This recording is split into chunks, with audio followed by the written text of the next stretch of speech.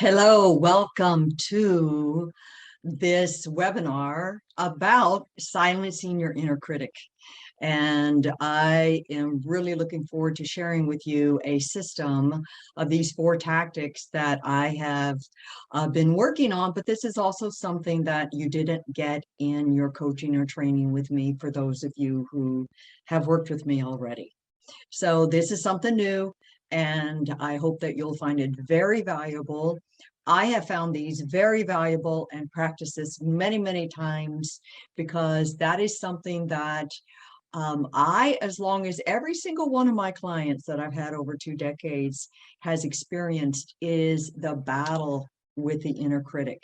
And it's not everybody that has it all the time. It's just that there are specific times that you are going to know in your life that all of a sudden this voice of the inner critic can pop up and be quite interruptive and basically take just a lot of precious energy away from us as we're having to deal with that, as well as everything else that we are operating and doing at the time. So we are literally going to be gaining mental strength. Okay, every single time that you use these 4 tactics to quieten, silence, maybe even eliminate your inner critic, you're going to be developing critical and special mental strength. That is what all of us need to have, because basically any kind of battle that's going on in us about what are we doing, are we going to be able to do it, are we going to be able to get there, what are all these voices in my head that are telling me maybe stop and don't do it? Well, we have to practice this in order to win the battle and gain mental strength in our mental training, because there's no doubt that we have to train our mind as if it were a muscle in the same way that we need to do it on a physical level. So these are some of the tactics. Now, before we get into this, I want to let you know what we're going to be doing in the over this time period. I'm going to be talking for somewhere between 30 to 45 minutes, and then we're going to have questions afterwards. So if you have a question, get my email and send it to me, and I will be happy to get on a call even and talk with you about it. Not only that, but whoever has registered for this webinar is going to be put in a pile, and we're going to pull out, and somebody is going to win a 1-hour strategy session with me. And that will be good for a couple of months, let's say 60 days, because you might not have something on top of mind right now, but you might want to have something later. So just know that if you're the winner, you're going to get a 1-hour strategy session on the topic of your choice. And if you really don't think that it's a timing that you need it for yourself, maybe you have a colleague or a friend or a family member or somebody who you think could really use it, coaching with the method that I use. So then pass it on to them. All right. So the thing is that there's always a time that we're going to need to have to deal with our inner critic. Why do I say 100% of my clients have had this to deal with over their career? Because sometime over your lifetime and over your career, you're going to be taking a leap from where you are now to where you want to go. And these is the critical times that our inner critic is most likely to come up out of a habit to either warn you, try to think that it's going to even protect you, that at the same it's going to stop you from having any kind of risk that is going on. And let me tell you, I've had a lot of practice doing this, just leading up to this webinar, because a big question for me in my career has been the reinventing myself again to go online. Well, pretty much the pandemic answered that question for me, and the answer is yes, that no matter what kind of issues come up, no matter what kind of technology I'm going to be dealing with, that regardless of all of that, that I am going to the other side, and that's where I'm heading. And it's actually really exciting when I'm not dealing with the parts of me, the inner critic, that actually would like to stop me. So when we are doing our big leap, we just have to get rid of that T off of that can. I can't do it. Yes, you can. Yes, you're going to be able to figure it out. Maybe you're going to be able to get resources to help you. Whatever it is, the inner critic is the one that is trying to stop us from taking the actions and taking the leaps of faith that all of us need to do when we are in our lives, particularly if we are leveling up to going to a new level. You know, maybe you're looking for a new manager or a new boss. Maybe you are actually thinking about changing the company that you're working in. Maybe you are launching a new business, or maybe you're launching a new part of your business. Maybe you have something that you know are issues that are going on in your family life that are difficult to deal with, and you don't know how to do it. Maybe even think that you can't. Well, this is all the perfect fodder for when the inner critic is going to come up and take 10 times more energy to away from you and away from your ability to think straight and to actually problem solve. So, you know, who is your inner critic anyway? Who is it? What is it? Well, your inner critic, no, created by Freud, first talked about it when he called the inner critic your superego. I don't like to give the inner critic quite that much power in calling it a super anything. The super ego is the part of us that is trying to make sure that we are staying in line, that we're doing a good job. I call this part of your inner team, where the inner critic is just one part of your super ego who only does one thing, and that is to be critical and make you be on guard and to watch out for stuff that could be going on. So it's really like an inner enemy and an inner foe. And we all know that in psychology, or maybe you don't know yet, but in psychology, but when we try to suppress this voice, it doesn't work, because basically that just builds up the power of the inner critic to try to take control of your conscious mind at times that you don't know. So suppressing it, repressing it doesn't really work. And so we have to do something with it when it comes up. So if it comes up for you, you're going to really need some tactics to deal with it in the moment. Not so that you don't ever have to talk about it or process it or figure out what it means, or maybe get some learning from it, but because you are usually in a situation that is not convenient to be dealing with the analysis of what it's about, because it makes you overthink, and instead working on and doing these 4 tactics that we're going to talk about today is a better choice. And I can't wait for you to try it. All right, well, before we get into that too, then what does the inner critic do? It does one thing: criticize. It just criticizes you. It will criticize you, try to keep you on guard, try to keep you from doing something, making a mistake, or reminding you of all the other times that it's possible that you actually did make a mistake and why you need to watch out now. So sometimes the inner critic voice takes on the voice of some authority figure that you've had in your childhood.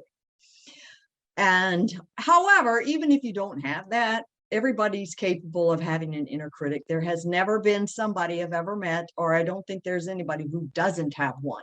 Now, we're not talking about your conscience, your inner conscience. Your conscience is helping you be moral and make good choices. Like, you know, you should feel bad if you're trying to push over a little old lady while you're walking across the street because you got to get there fast.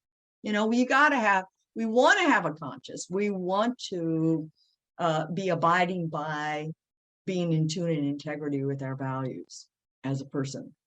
But that's not the inner critic. The inner critic might want to posture himself. I call it himself or herself, in a way that looks like it's your conscience. However, it totally is not. So not only does the inner critic criticize you, but it can really have a heyday criticizing other people. When you spend a lot of time thinking about everything you don't like about somebody or something or some situation or whatever, it almost never does really, really work when it comes through with the inner critic, and it can be damaging. That's called a projection. So when somebody, when I don't want to even look at what the inner critic may be saying even towards myself, that might turn an eye and shine itself outward on somebody else. And that's one of the ways that I get to project and distance myself from the thoughts that I'm having that are damaging or hurting myself. All right. So the inner critic can go both ways. And we have lots and lots and lots of stuff that we can see on TV and everything that's not positive, that is involving taking entire groups of other people and having a projection of what we don't like about them. That studies show when we have that type of projection, we literally are shining a light outside of ourselves, and we need to take a look at it and say, what is that? What am I trying to avoid about myself when I have those types of criticisms of other people? All right. Why is it so important to address your inner critic? Well, what is peace of mind worth to you? I just think it's an absolute total blessing to have peace of mind. And I'm not talking about peace of mind where you're not thinking about anything whatsoever. You're still doing things. You're still challenging yourself. You're still moving forward. But having the peace of mind that by not having the voice of the inner critic there is so worth it. You are worth studying anything you have to do to learn how to silence and stop your inner critic, because peace of mind is a blessing. And that is why we want to do that. It's the difference between whether you are living in presence or whether you are triggered in absence. When we're triggered, for those of you who've worked with me, you understand what it means to be triggered, to be halfway not there, to be in an absent state. And guess what? The inner critic is all over. It will come up exactly in those moments to capture your attention and tell you what's going on. So it gets really in the way of your top 5 thinking skills. Now, I've been writing a lot about these 5 thinking skills that are extremely important for how you can easily drop yourself into a state of presence. Almost all people want to have extra amounts of executive presence in whatever it is that they are having to accomplish. And we need these 5 thinking skills. But the inner critic is going to shut down your degree of alertness and actually can feel kind of weird inside your body. That alert, how awake, how attentive. Maybe I'm over alert to having to deal with the voice in my head that I would like to be able to stop. You can actually achieve a lot of things while you have the inner critic. In fact, some of the smartest people I've worked with, some of the most successful people that I've worked with, they have superior outcomes that they achieve in their workload, in their project management, and what their deliverables are awesome. But they are messed up inside with so much going on with the inner critic. Can you imagine what would be different if they didn't have that to deal with as well? Well, here's your degree of alertness going to be shut off with the inner critic. It's going to capture your attention, and it takes 10 times more extra bandwidth to get done what you got to get done. It can definitely distort your accuracy of perception. Do not think that the voice of your inner critic is accurate. It is not. It has to not to align yourself with it in order to actually be able to see clearly what is going on around me, because the voice of the inner critic has got a distorted story. Also, this so interrupts your degree of concentration and your span of concentration. How long can you concentrate, and how important is that? It's so important, because most of the work we do, unless we're managers rushing from place to place, we sometimes need to drop into what's called a state of flow. When you get present, you will induce you into a state of flow. And we have to have a span of concentration that's long enough in order to be fully absorbed in the work that we're doing.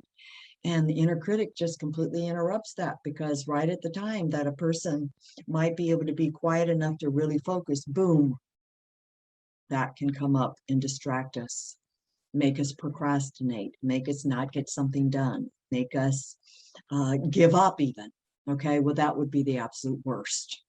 Now, the one thing the inner critic is going to do is definitely degrade your quality of awareness. How much enjoyment did you have? This is, again, highly successful people with huge deliverable outcomes, having great success, basically didn't enjoy any of it. I mean, it was actually grueling. It was so intense. There was so much anxiety involved in it. And they knew they had the confidence to actually get something done, but the anxiety that comes up with the voice of the inner critic can just completely turn that quality of awareness down.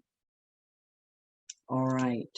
Well, what happens is that the inner critic is involved in all these different operations that we have in our mindset, in how our brain works. And so we have to take our mind, or recognize it, recognize that your inner critic is part of your cognitive biases and skewed perceptions.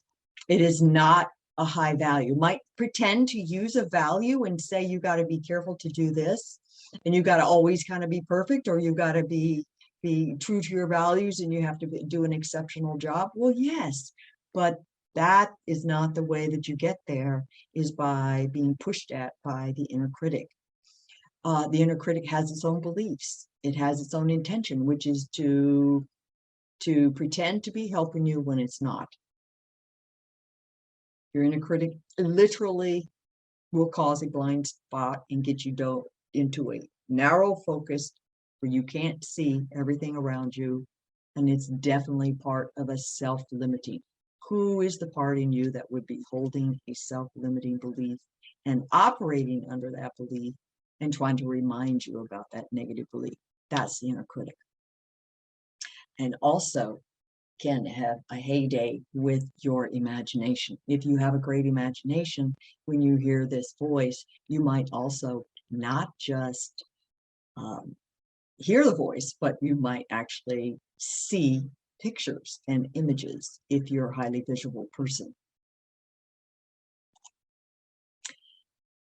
So those of you who've worked with me know that I've worked with something that we call mind chatter. And mind chatter is a style of what happens when the inner critic comes up.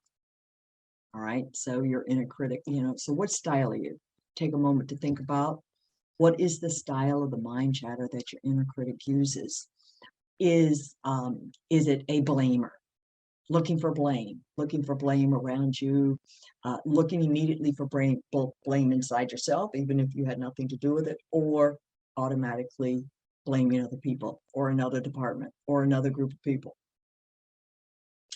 Perhaps your inner critic is more than that, is a judger, and it's just made solid judgments already, super conclusions that end up being biases where you cannot see outside of that anymore. Perhaps your inner critic is an excuser, or even a justifier of everything. So therefore, oh yeah, I'm justifying, so I can't really make much change. Let's give up on that one. All right, so I'm just going to justify myself out of making the progress that I want to make. It could be an accuser as well, which is be part of the blamer, and the judger would be an accuser, to accuse you and really end up stopping you at understanding that an accusing voice is very much connected to our source of shame, or our earliest fears that we may have had. So all that gets drug up with the inner critic. So it's so important to be able to stop it. All right. So your inner critic might also be the shoulder. Oh yeah, well, you should do this. You should have known that. We should have already had that. Well, what we should have done is this, and should. All right. Brings up a lot of guilt. Other people, they are living with a super worrier. And who is the one who wants you to worry the most? It's going to be your inner critic, who is the king of worrying. Get you to worry about this, worry about that, worry about this. So people wake up in the middle of the night in a sense of worry right away. That's when the inner critic can take over and start talking, because it knows that you are now busy, you got your unconscious mind free, and you're not doing anything in particular, so it can break through and get your attention. So perhaps your inner critic is more of a denier or a doubter. You're going to doubt yourself, you're going to doubt what everybody else says. Maybe your inner critic is more of a comparer. You compare yourself constantly to everybody else. This one seems to be a major issue, human dilemma now that we are so connected with everybody across the globe. We can make decisions about what we think somebody else is doing and compare ourselves to that. And inner critic is all over jumping on that one. Also, the inner critic could be the wanter of approval. The wanter of approval and the wanter of control, which says, if you want it, you're saying to your unconscious mind, I don't have it. I don't have approval. I want it. So I'm going to try to do everything I can to get it. As opposed to dealing with the problem at hand, I'm just wanting that approval. As well as wanting control is another one. The inner critic loves that one, how to say that you don't have any control, so now you need to act in ways that you can just get control. Maybe you're going to behaviors, you're going to stop talking, you're going to talk, or you're going to shut down, move away, whatever it is. These all are part of states of mind and mindsets that we're in when we are a little bit absent. And the inner critic could take any of these forms in order to get through to us under the guise of actually trying to help. But this is not helpful. Okay, so what are the steps to deal with all of this? All right, step number one, or you could call it tactic number one, is first of all, just notice. Okay, why would I say that? Because it's not a given that you're going to notice right away when you have a critical thought come up of whether it is really coming from a sound judgment of being able to critically think through a problem, as opposed to it actually being the voice of the inner critic. Because this voice has been with you ever since you were like really young, probably age 4, for age 4 to 8, when we begin the age of cognition. And so this voice is so familiar and knows exactly how to get to you and what kind of mind chatter that can get to you and capture your attention, that it might take you a few minutes, maybe even a few hours, maybe even a few days to notice, oh, I'm dealing with my inner critic here. This is not okay. I'm going to now do my steps. I'm going to take my tactics. And I'm going to shut that down, because this is not what I want to think about, as well as work with, as potentially creating my reality. What we think about expands. So we don't want to expand almost anything that the inner critic says. Now, how can the inner critic be so friggin' sneaky? Yes, can be very sneaky, because sometimes if you've gotten really good at silencing the words and the thoughts crossing your mind, it might still send you a feeling in your body, like it's some kind of icky sense of feeling. It might be an old feeling. You might have it in a particular place in your body that you're feeling it. Or you might even have images come from your past that are just past memories that float through because you have stopped the voice. But it can still send you images and still send you feelings. So the first number one is to notice it, because why we need to make sure that we can notice this, because you are an iceberg. And there is all of this going on underneath the iceberg. And at the very, very tip at the bottom here of this iceberg is your paradox. So for those of you who've worked with me, you know what your paradox is. And that is what's getting triggered. And then the inner critic will come up and start having a dialogue and a narrative, telling you everything about the way the world is. And it's this ongoing narrative saying this is what's happening right now around me. And this is how you need to be in that's happening around you. So we are working to stop that narration, but when it is so deep in our unconscious, this is down so deep in the iceberg, is that it's floating up from one of these 4 levels. You know that you've got the 4 levels of consciousness, and your conscious mind is here above the iceberg, and just underneath of the waterline is some nuances and some impressions that we can get. And though that is more in your subconscious, but deeper down underneath in the dark where you can't see it is your non-conscious or your unconscious.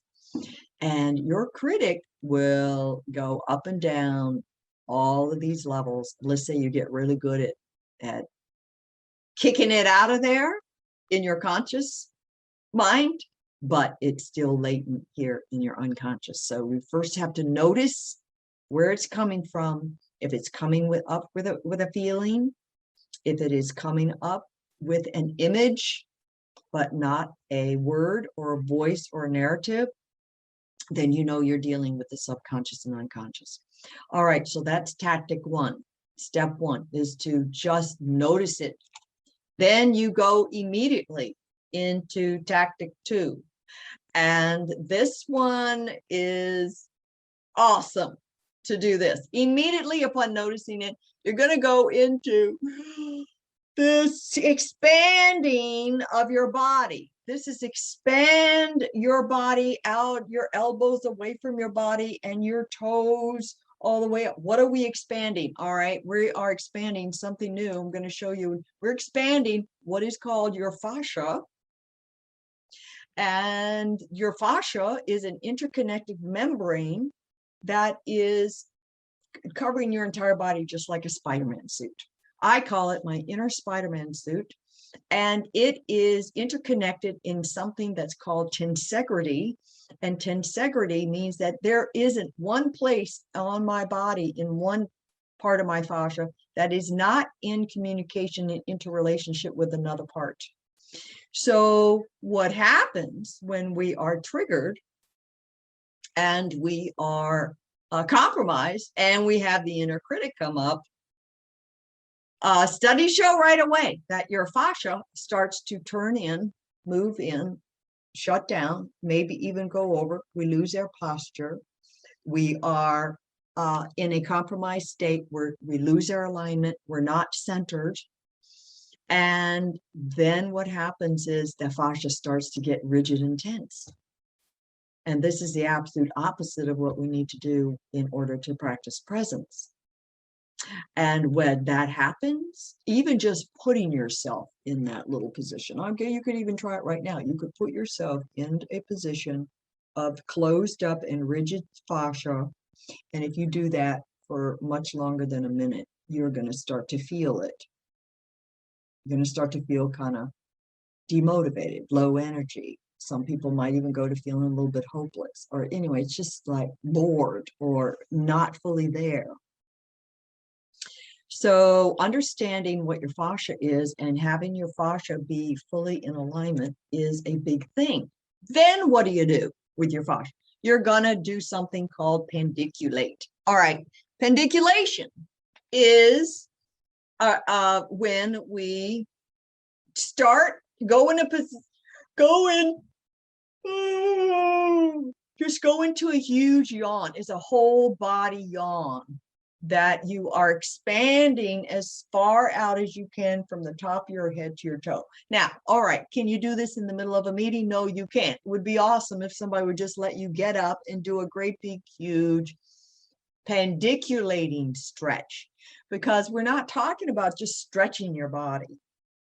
yawning and a pendiculating stretch like you would see cats do, dogs do, babies do it. It even starts in the womb that we do it. And what happens, it totally releases your tension and allows your fascia to be relaxed and to fully operate and to be fully back in alignment. It's really important to be able to know where your alignment place is and how to get centered. And then every time that you notice your inner critic come up, you just go into a big expansive yawn. And you know what? Do it 20 to 50 times a day, just like almost all other animals do. We have an animal body. And I can tell you that you might not have to go to tactic 3 and tactic 4 necessarily if you do this. This could just get to be such a habit that you're kicking out that voice of the inner critic right away. So right there, right now, while you're sitting there, do a big, if you start it, it will, it naturally happens. So what you do is you pretend you're going to yawn, pretend to pendiculate with your whole body stretch. And what will happen, it unconsciously takes over. This is an extremely important part of our movement. I think this is even more important to do than many kinds of exercise, repetitive exercises. So we're stretching your fascia out and doing a whole body yawn. What is the opposite of what we see most of us doing down here? Looking at your phone, putting your neck, sticking your head over, getting your head stuck in a computer that you're carrying in your pocket. And that's okay. We're going to have to do that. There's no getting rid of this in our lives, and nor do we want to. But you absolutely have to spend as much time expanding out so that you can be present and also really help shut off the whole entire voice and presence of your inner critic, right? So that's step 2, tactic 2. All right, tactic 3 is we're going to catch it. Now you're going to catch it. This is what you've heard it.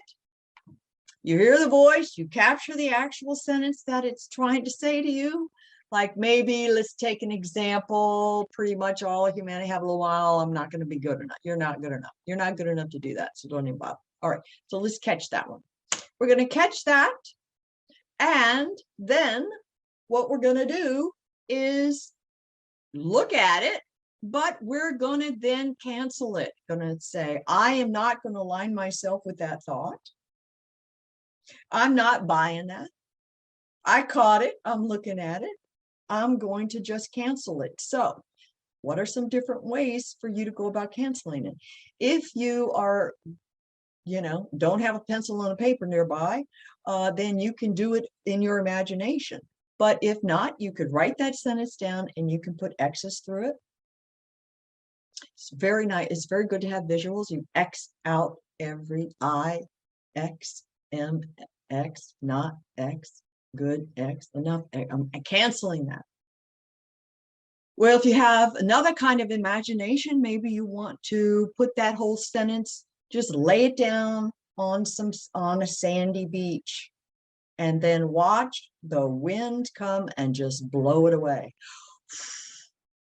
Blow it away. Another one is you could lay the whole sentence down as if you're writing it on some water, and it's just going to disappear as you write it. It won't stick. So it's just disappearing. What we're trying to do is dissolve the thought. We're trying to dissolve it. And every single time it comes up, to take this step and catch it and then cancel it.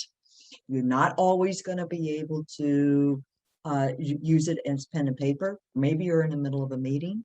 Maybe you're in the middle of an important conversation.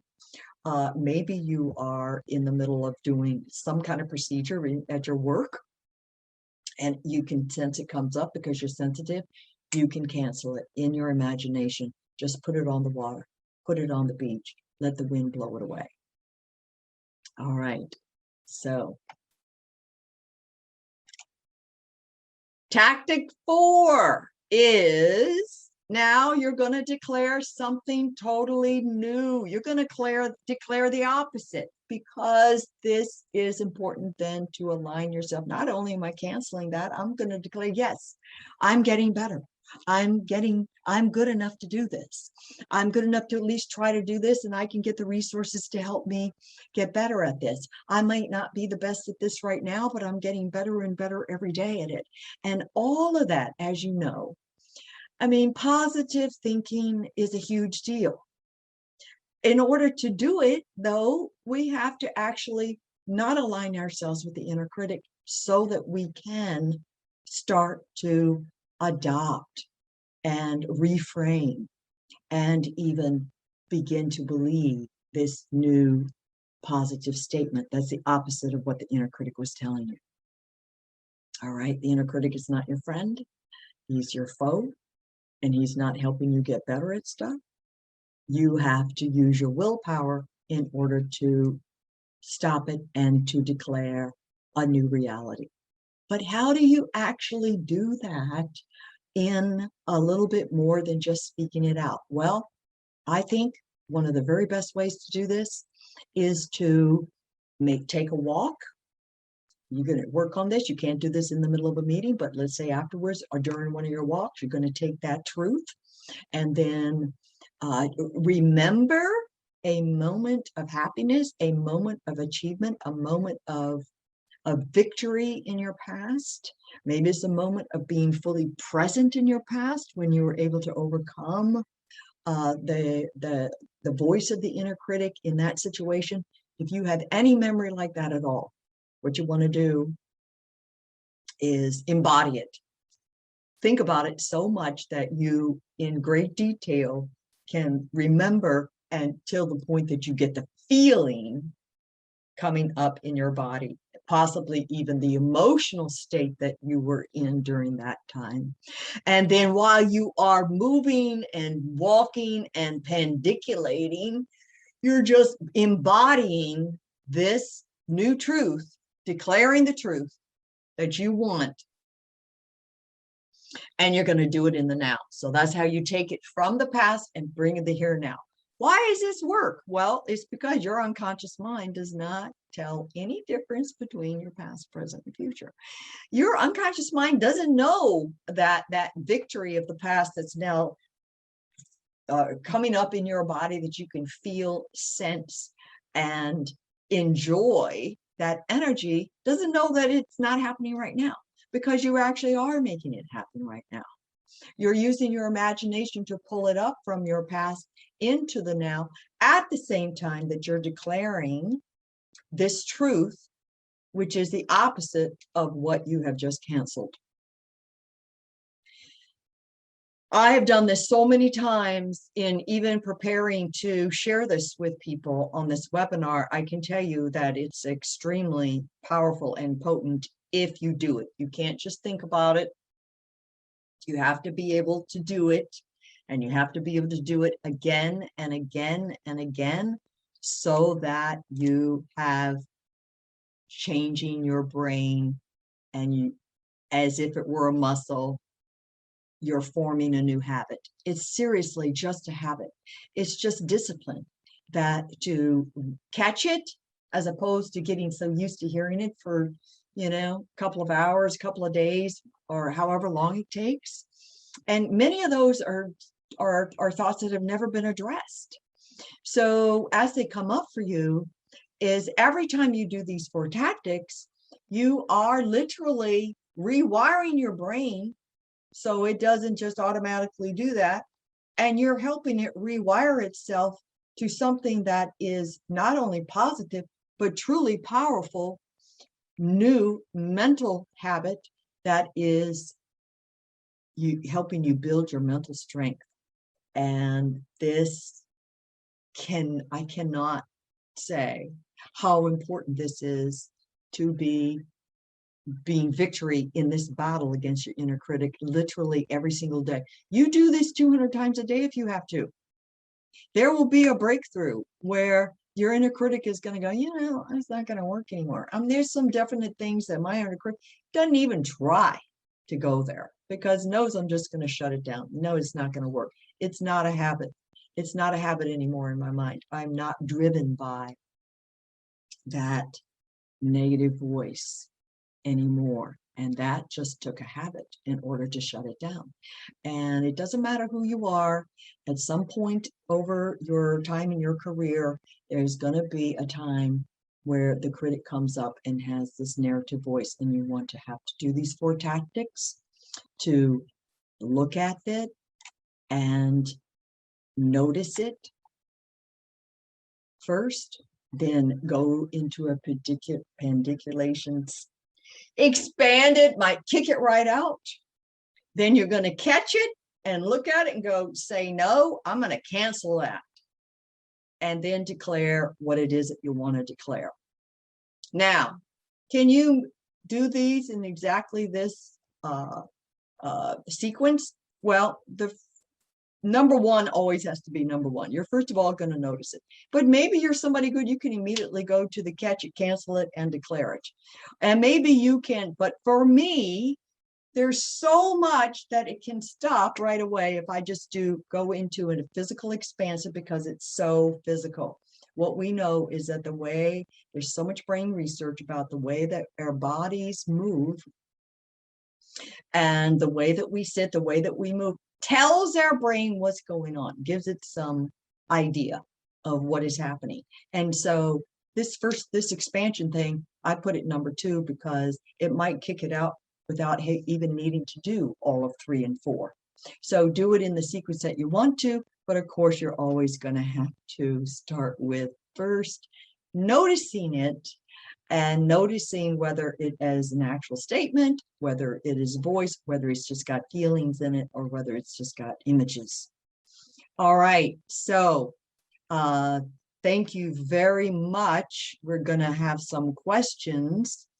And if you have any questions, what I would like for you to do is put them in the chat box. And at this time, because we're recording this, and if you see this, get my email and send me a question by email. I would love to talk with you. You might want to also, book a strategy call with me, get on the calendar, and let's have a conversation about the inner critic, which is only just one little small point of all of the things that I actually help leaders with, and entrepreneurs with, and athletes with, and coaches and their teams with, and executives with, over many years. And this is just the tip of the iceberg, but it's such an important tip to be able to manage and change and execute turnaround, because what it's going to help build is your confidence. It's going to reduce your stress. You're going to gain more composure, have more calm, and just really enjoy your life so much more, particularly not just when you're busy working, but also when you're on a vacation, or you're having dinner with your family, and you just want to really be able to be fully present. And removing and dealing with it, because you're the only person who can actually deal with your inner critic. Nobody else can do it for you. You're going to have to be the one to do it. And as you do this, gaining this mental habit is something that will help you and people around you for the rest of your life. Thank you so much for joining and viewing this. And if you want to contact me, I'd be happy to talk with you. All right. Bye-bye.